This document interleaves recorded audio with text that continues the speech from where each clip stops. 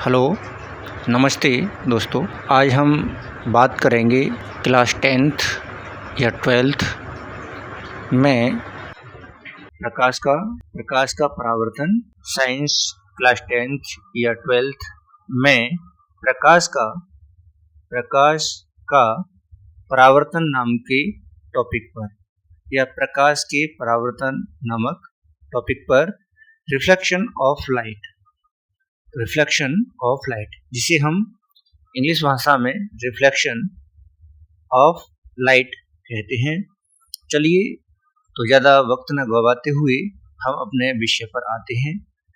तो सबसे पहले हम बात करेंगे प्रकाश के परावर्तन की बात पर चर्चा करते हैं।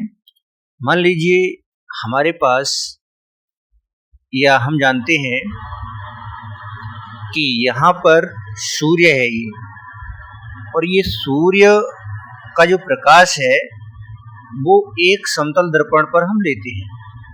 मान लीजिए दिखाई दे रहा है यहाँ पर ये व्यक्ति जो है, इस व्यक्ति के हाथ में एक समतल दर्पण लगा हुआ है जिसके बैक साइड पर पॉलिश हो रही है और पॉलिश के कारण ये परावर्तन का काम कर रहा है। जैसे ही सूर्य का प्रकाश इस पर पड़ता है, पड़ने के बाद ये पुनः वापस हो जाता है। तो इस तरीके से प्रकाश का किसी चिकने समतल दर्पण पर पड़ना तथा उसी माध्यम में वापस हो जाना प्रकाश का परावर्तन कहलाता है। अगर हम यहाँ पर डिफाइन करें इसको तो कुछ इस तरीके से करेंगे।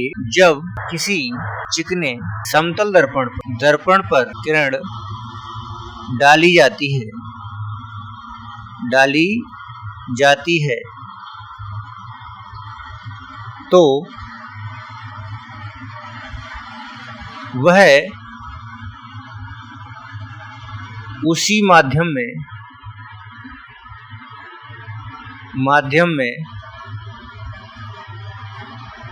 वापस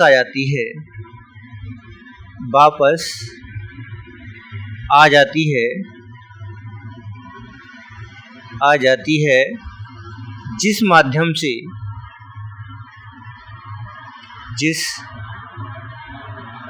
माध्यम से प्रकाश की किरण डाली जाती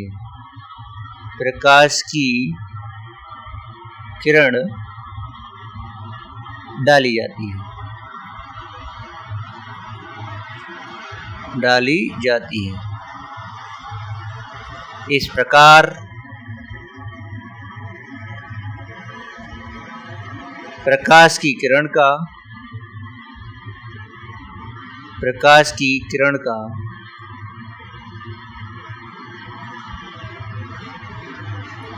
वापस उसी माध्यम में आना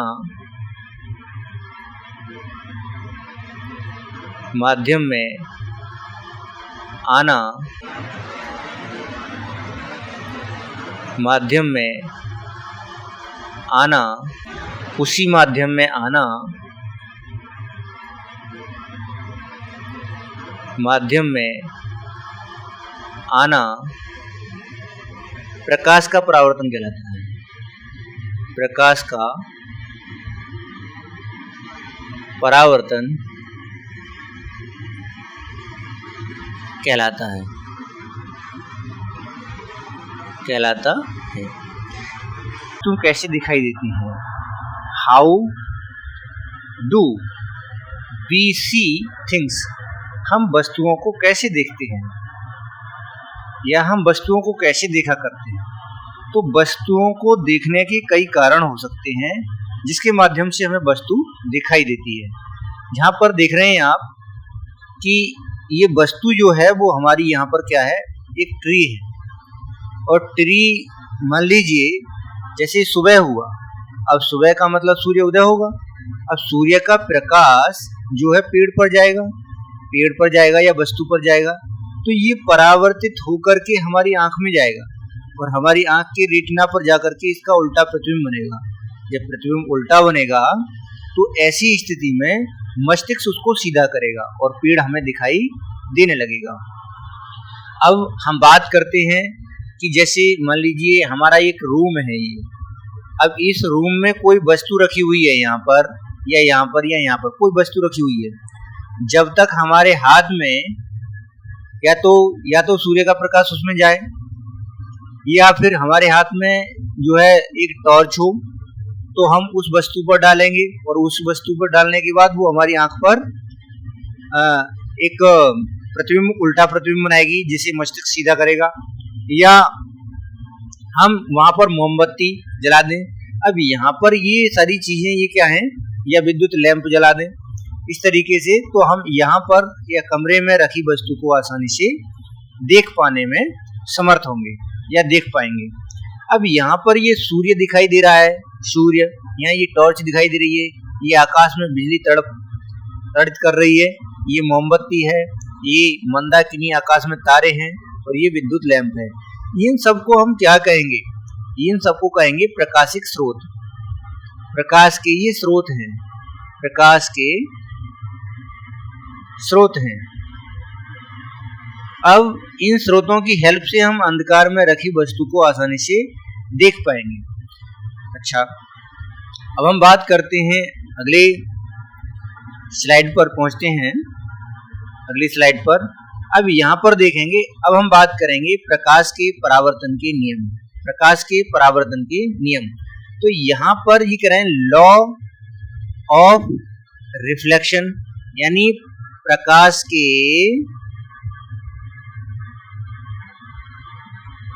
परावर्तन के नियम, परावर्तन के नियम। अब यहाँ पर देखें आप कि ये इंग्लिश भाषा में लिखा हुआ है, लेकिन यहाँ पर ये कह रहे हैं, क्या कह रहे हैं कि the law of reflection can be states as following, यानी जो प्रकाश के परावर्तन के जो नियम हैं उनको हम दो स्टेप में समझेंगे। यानी दो नियम होते हैं प्रकाश के परावर्तन, नियम नंबर फर्स्ट और नियम नंबर सेकंड। अब यहाँ से समझेंगे उस चीज को चित्र से।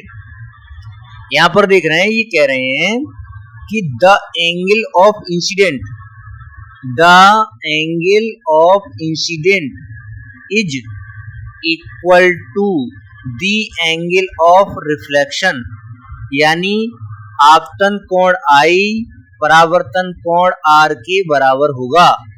पहला नियम ये है। हम इसको हिंदी में ऐसे कहेंगे कि आपतन कोण यानी ये वाला इंसिडेंट एंगल, ये वाला परावर्तन कोण R के बराबर होगा।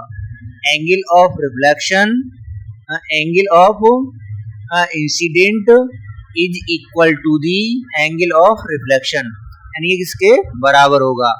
और दूसरा जो नियम है हमारा, the incident ray, the reflected ray and the normal all lie in the same plane, यानी कहने का मतलब ये है इंसिडेंट रे, रिफ्लेक्टेड रे और नॉर्मल ये लाई करते हैं एक बिंदु पर, एक ही तल पर लाई करते हैं।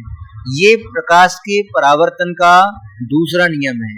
हम ये कह सकते हैं कि आपतित किरण, हिंदी में कहेंगे आपतित किरण, आपतित किरण, और दूसरी परावर्तित किरण, परावर्तित किरण, तथा आपतन बिंदु पर अविलंब, आपतन बिंदु पर अविलंब, अभिलंब। ये तीनों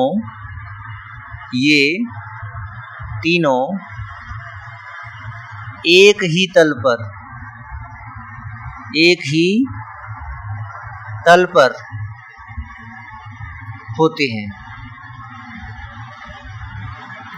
ये थे प्रकाश के परावर्तन के नियम।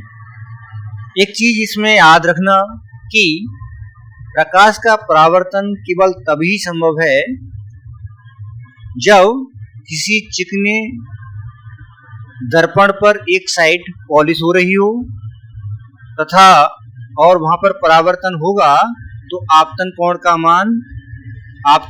मान परावर्तन कोण के बराबर होगा। अच्छा, तो हम फिर मिलेंगे एक नई वीडियो के साथ। तब तक के लिए आप सभी साथियों को तहे दिल